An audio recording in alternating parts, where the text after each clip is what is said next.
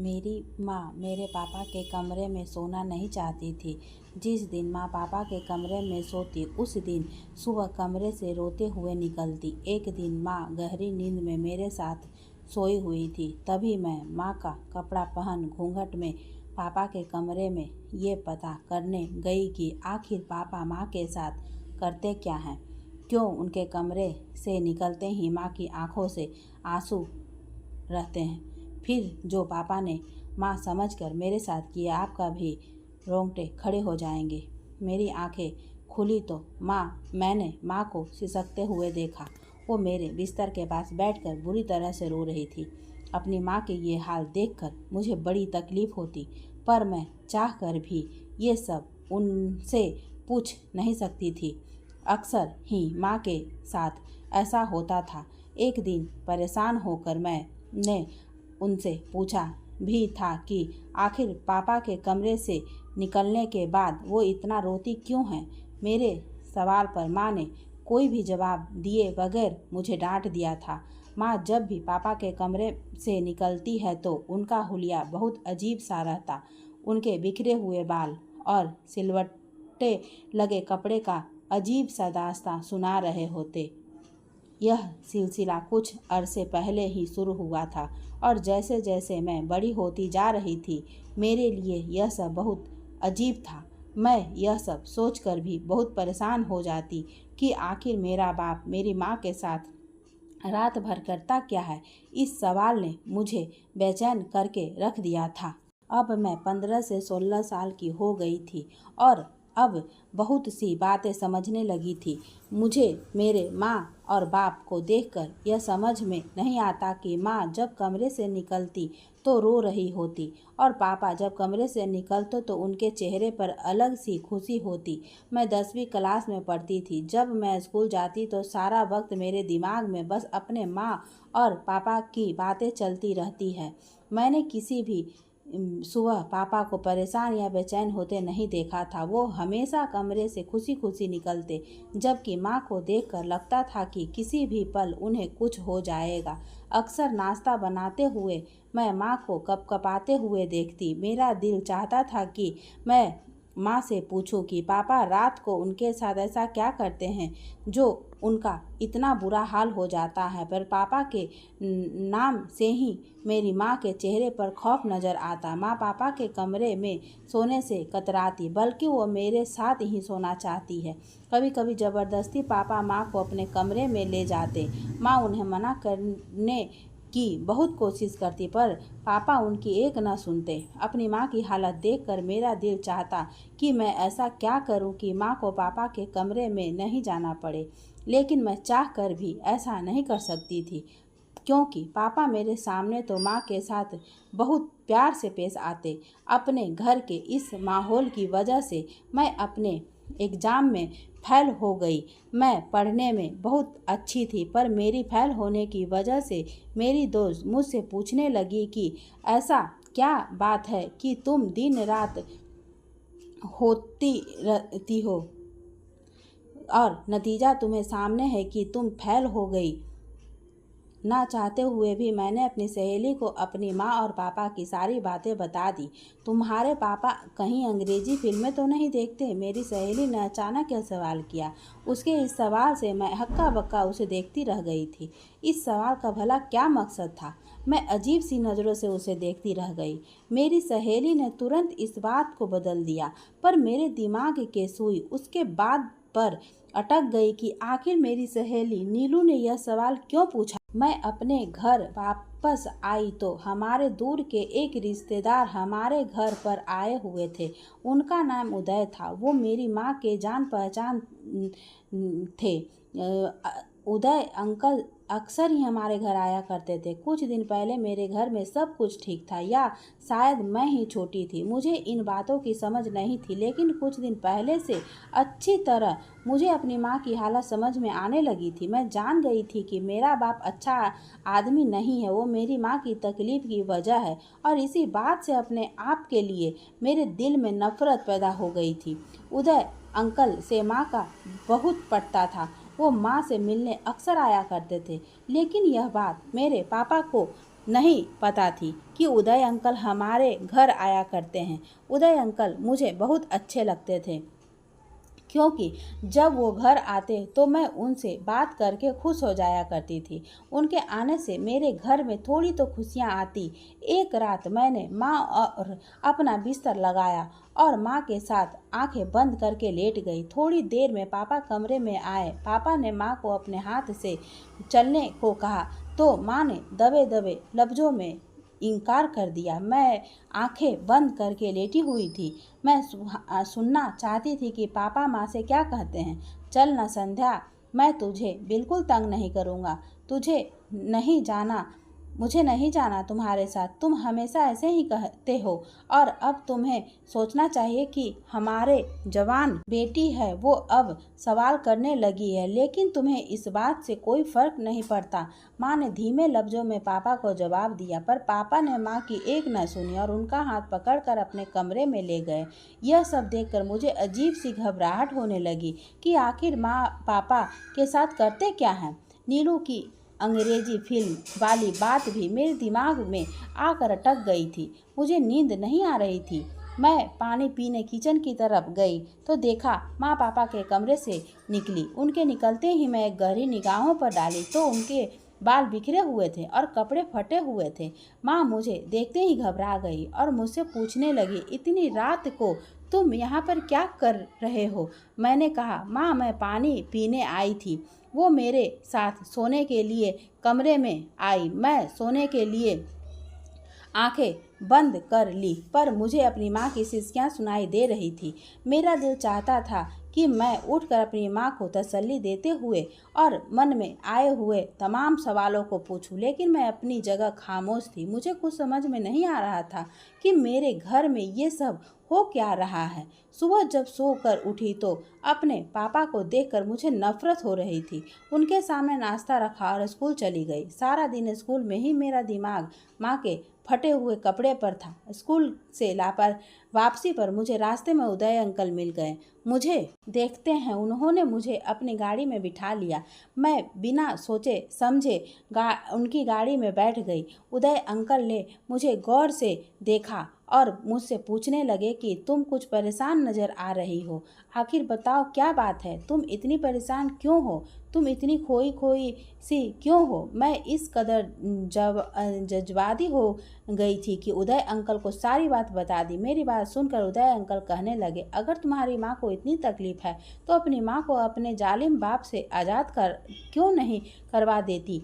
कब तक तुम दोनों अपने बाप के जुल्म सहते रहोगे? उदय अंकल की यह बात मुझे बिल्कुल अच्छी नहीं लगी, क्योंकि मैं अपने बाप को बिल्कुल छोड़ना नहीं चाहती थी। मेरे पापा ने कभी ऊंची आवाज़ में मुझसे बात तक नहीं की थी, फिर मैं अपने पापा को जालिम कैसे कह सकती थी? मैं तो यह भी नहीं जानती थी कि बंद दरवाजे के पीछे मेरी माँ और पापा में आखिर क्या बात होती है। उदय अंकल की बात सुनकर मैं सोच के समंदर में डूब गई। बहुत सोचने विचारने के बाद ही मुझे अपने पापा की ऐसी कोई बात याद नहीं आई जिसमें मैं उन्हें गलत साबित करती। अलबत्ता माँ की तड़प और उनकी हालत ही पापा को जालिम साबित करती थी, वरना कोई ऐसी बात नहीं थी जिससे मैं अपने पापा को गलत साबित करती, क्योंकि मेरे पापा मेरे साथ बहुत अच्छे से पेश आते थे। जब मैं घर पहुंची तो बहुत थकी हुई थी, इसलिए आराम करने कमरे में चली आई, पर मुझे नींद नहीं आ रही थी। मेरे दिमाग में बस उदय अंकल की बातें चल रही थी। माँ को पापा के कमरे में गए हुए काफ़ी दिन हो गए थे। माँ काफ़ी दिनों से मेरे साथ मेरे कमरे में ही सोती थी। मैंने महसूस किया कि माँ जब मेरे साथ मेरे कमरे में सोती है तो उनके चेहरे पर एक अलग सा सुकून रहता। आज फिर माँ पापा को अपने कमरे में लेकर गए थे और मैं सारी रात बेचैनी से बिस्तर पर करवटें बदलती रही।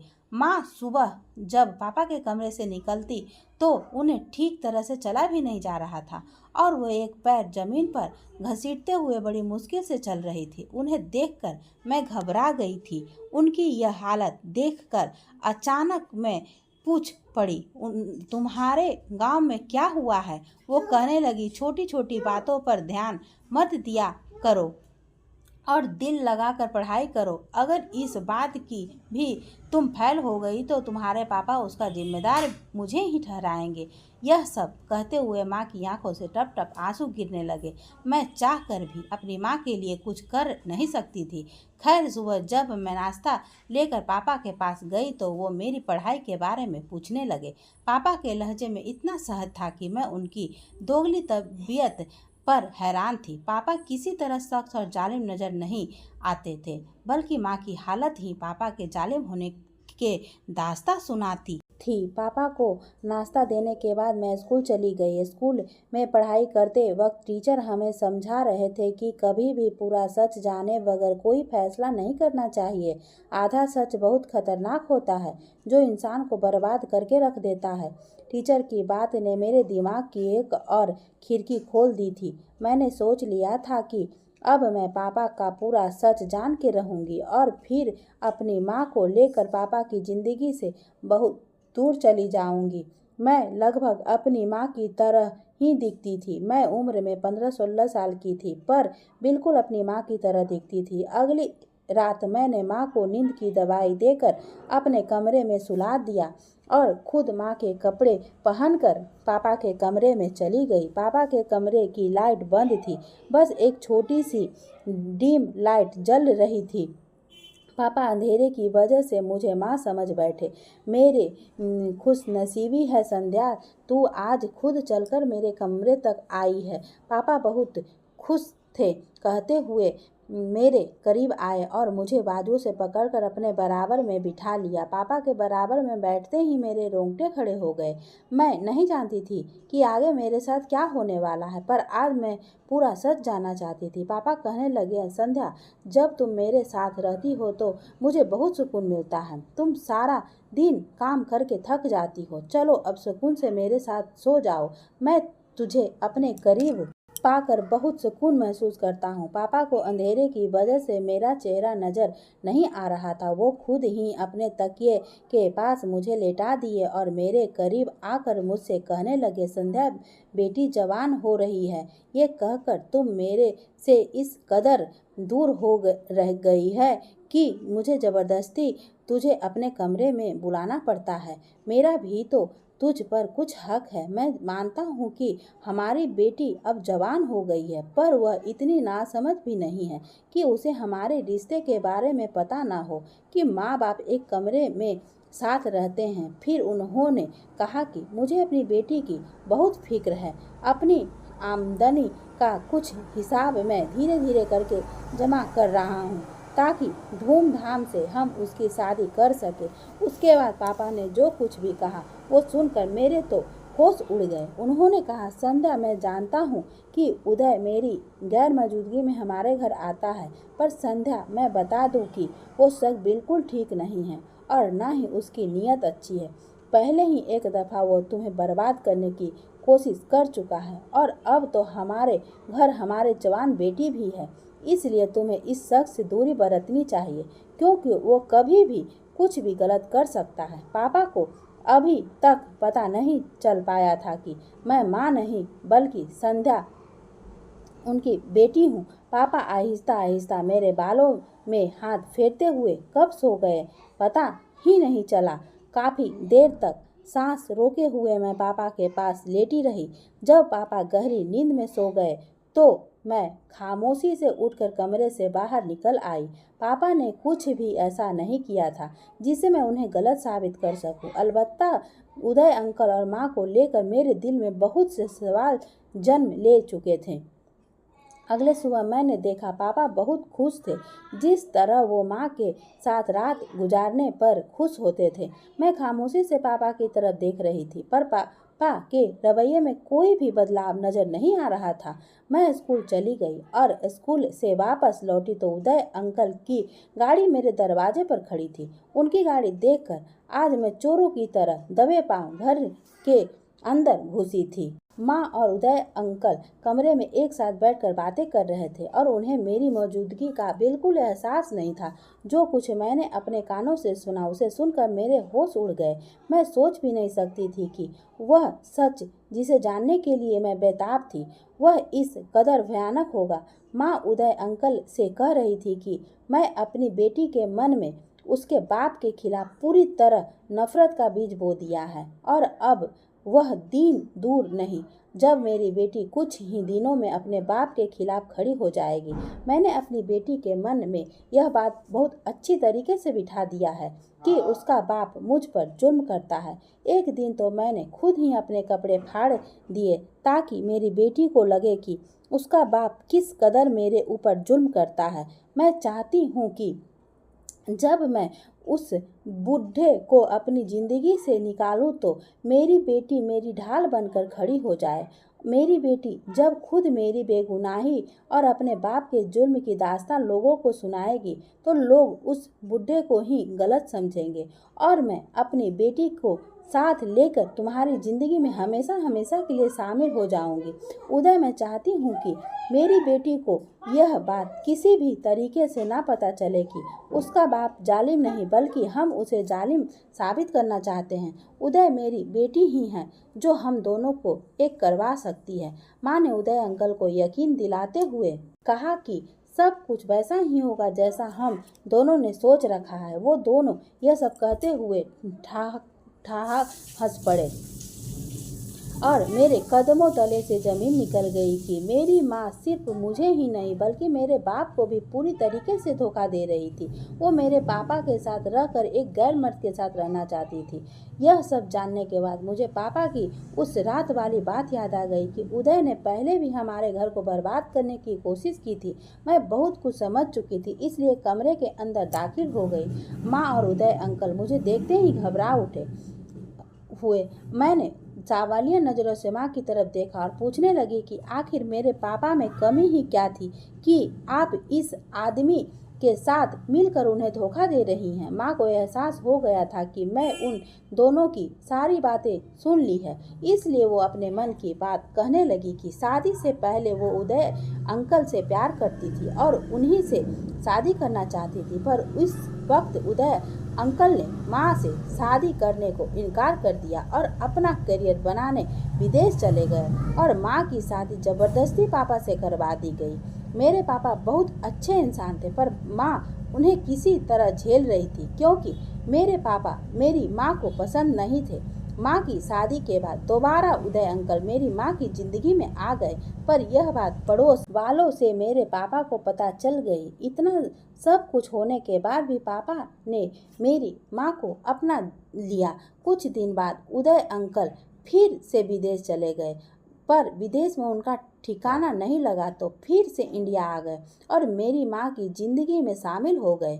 यह सब जानने के बाद मुझे उदय अंकल की आंखों में अपने लिए हवस दिखाई दी।